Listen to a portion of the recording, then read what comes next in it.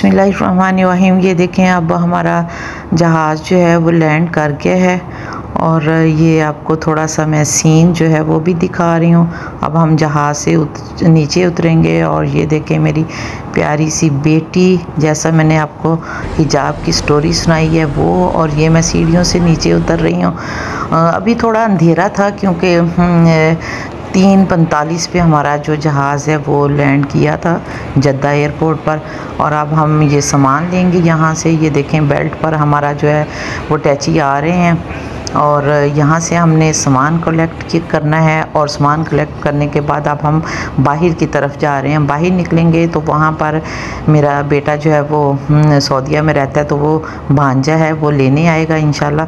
तो ये देखें अब हम अपने बेटे के घर पहुँच गए हैं और ये मैं आपको उसका थोड़ा सा घर का जो है वो व्यू भी दिखा रही हूँ माशाल्लाह अल्हम्दुलिल्लाह। और ये देखें ये सारा, यहाँ पर हम 2 घंटे जो है वो रेस्ट करेंगे और उसके बाद मक्का की तरफ रवाना हो जाएंगे। और फिर मैं आपको बताऊंगी कि हम मक्का जो है वो किस तरह जा रहे हैं, क्या हम बाय ट्रेन जा रहे हैं या कि बाय कार जा रहे हैं, वो नेक्स्ट मैं आपको दिखाऊंगी। ये अभी मैं थोड़ा सा आपको व्यू दिखा रही हूँ। नेक्स्ट वीडियो में मिलते हैं। अल्लाह हाफिज़।